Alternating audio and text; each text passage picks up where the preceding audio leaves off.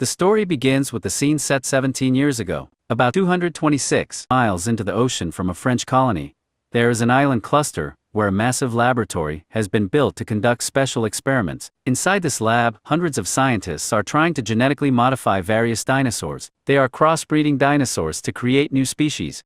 One day, while performing such work, a scientist accidentally drops a chocolate packet that flies inside a bulletproof door, causing it to malfunction and open. Immediately, the lab's emergency alarm goes off because behind that door, a huge dinosaur was locked up. Since the door wouldn't close again, the dinosaur quickly rampages through the lab, destroying almost everything inside. Several scientists also die in the chaos. The dinosaurs created through DNA modification were extremely terrifying in appearance.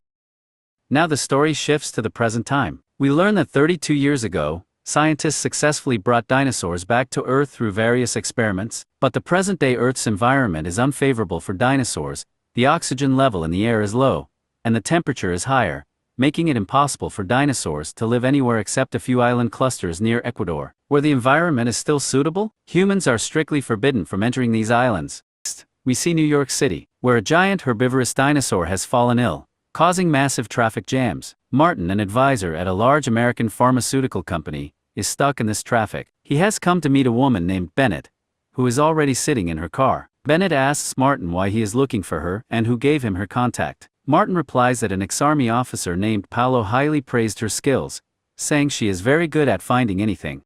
Martin says he wants to give her a job, a very high-paying one. The amount of money is so huge that once she completes the job, she won't have to work again in her life. Bennett asks what the job is. Martin then takes her to meet a biologist. Through a short video presentation, they learn that all the dinosaurs around the world have died because they could not adapt to the environment, and scientists have failed to save them. The biologist's name is Henry. He runs a small amusement park with dinosaur skeletons. Martin reveals that their company wants to develop a medicine to cure all human heart diseases. To make this medicine, they need the blood of 3 species of dinosaurs. These are the largest dinosaurs on land, water, and air. They need the blood of the largest dinosaurs because these creatures live more than 100 years on average and their hearts are proportionally large. To produce the medicine, they must collect fresh blood from these living dinosaurs, because when dinosaurs die, oxygen separates from their blood and it clots, making it useless. Martin offers $10 million for this task. Hearing this, Bennett immediately agrees. Henry is initially scared, but after thinking for some time, he also agrees. They take a private plane to Paramaribo, the capital of Suriname, because Bennett wants to bring her old friend Duncan for the mission. Both Bennett and Duncan used to work in the US Army. However, once there, Duncan suddenly says he cannot join the mission due to some personal matters. Martin and Bennett try hard to convince him, but Duncan is firm about not going. Bennett tells Martin that if he doubles the payment to $20 million, she can convince Duncan to join. Martin realizes Bennett is trying to raise the price, but he agrees anyway, because once he gets dinosaur blood, he can make business worth trillions.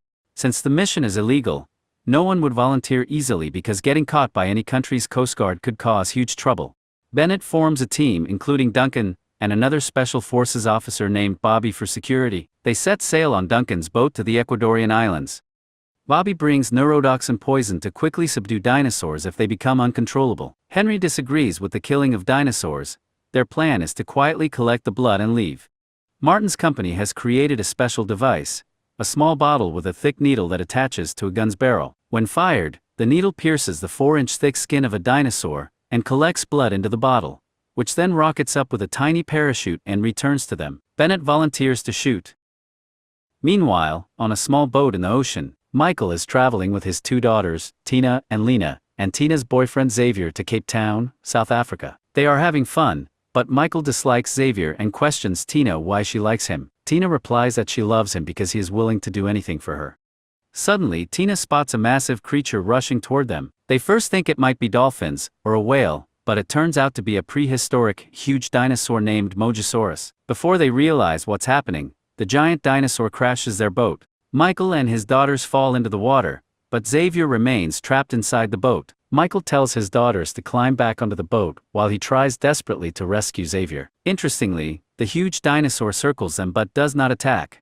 On Duncan's boat, Bennett and her team proceed with their mission cautiously. Knowing the risks involved, Bennett and Dr. Henry plan the mission carefully. That night passes. The next morning, Duncan's radio picks up repeated Mayday signals from about 28 miles away. Normally ships or planes send mayday signals when in trouble. Duncan calls a meeting and suggests rescuing them immediately. Bobby wants to finish collecting Mosasaurus blood first and then rescue them, estimating they need 2 hours for the blood collection. The water is warm, so they hope no one will die in 2 hours. Martin agrees since his main goal is to get the dinosaur blood.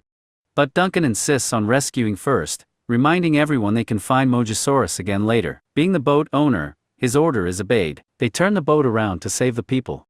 Michael and his family, waiting on the overturned boat, see Duncan's boat arriving, and they are rescued. Duncan is angry at Michael for risking his daughters in dangerous waters.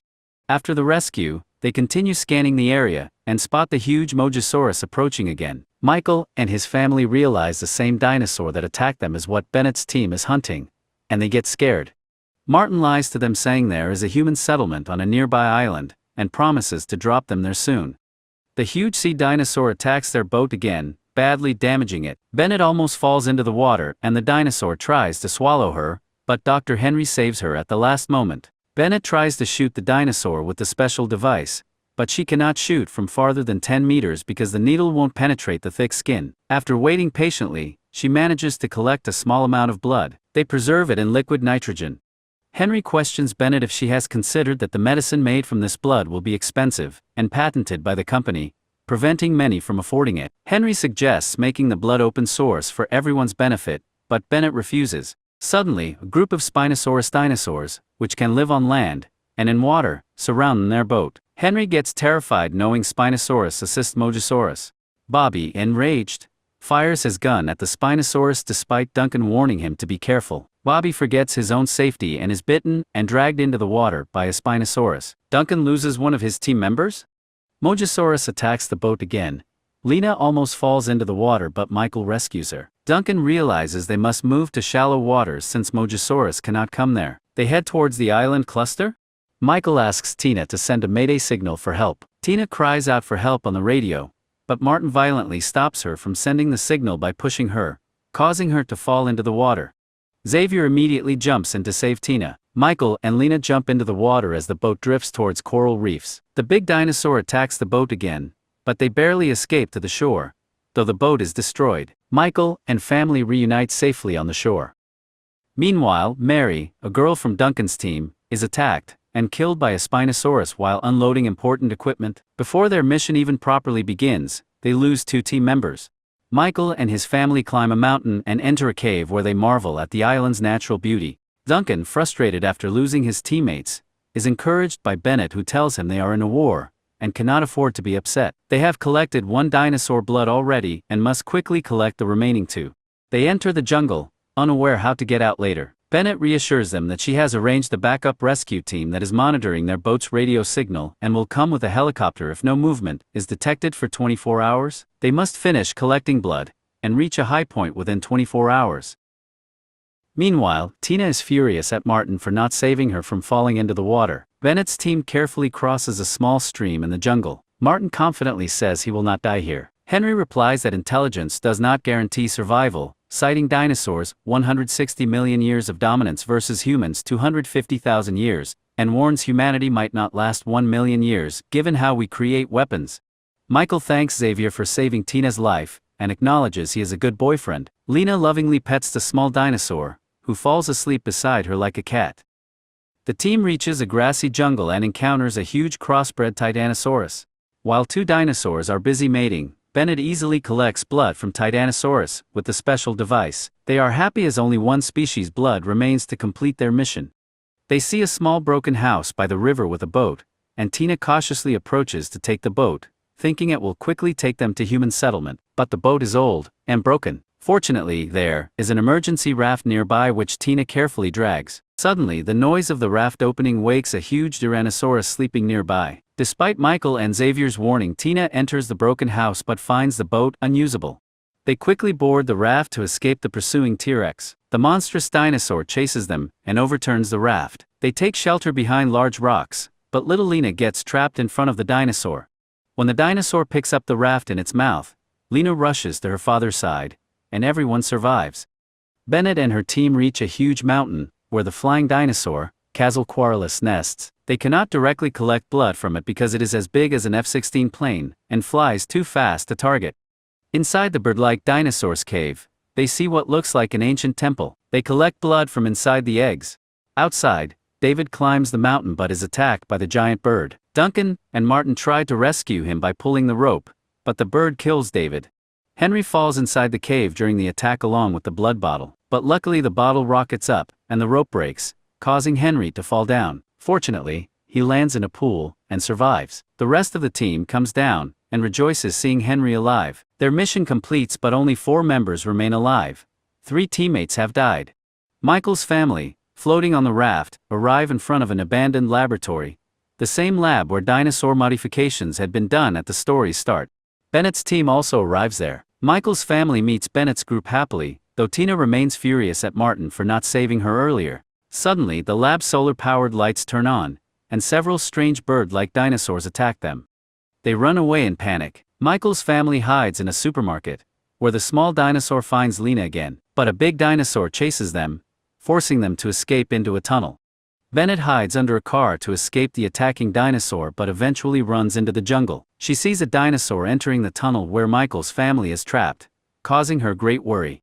The rescue helicopter arrives but Henry is sent to signal it while Bennett goes to save the children. Henry sees the helicopter destroyed by a huge, ugly, modified dinosaur. Bennett and Duncan reach Michael's family and help them out of the tunnel. Bennett shoots and kills the attacking dinosaur. Meanwhile, Martin drives a car toward the shore to escape. Duncan urges everyone to hurry out, warning that Martin may leave if he reaches the boat first. At the tunnel's end is an iron door, and the group is trapped inside, unsure how to escape. Lena bravely risks her life and manages to open the door, but the huge modified dinosaur appears in front of her. Martin tries to flee but the dinosaur catches and devours him alive, dropping the dinosaur blood bags. Bennett quickly retrieves them. They don't know how to escape the dinosaur, and Duncan decides to sacrifice himself. He lights a fire and lures the dinosaur toward himself, telling Bennett to take the boat and save the children, not to think of him. Bennett wants to stay but Duncan insists. She takes the boat and leaves while Duncan fights for his life. Later, they see a fire in the jungle, signaling Duncan's survival. They turn the boat back to rescue him and eventually escape the terrifying island cluster into the open ocean. Lena brings the small cute dinosaur with her. Everything seems fine now. In the final scene, Henry asks Bennett who they will give the blood to. Bennett replies that they will give it to everyone because advanced medicine is a right for all. With this, the story ends.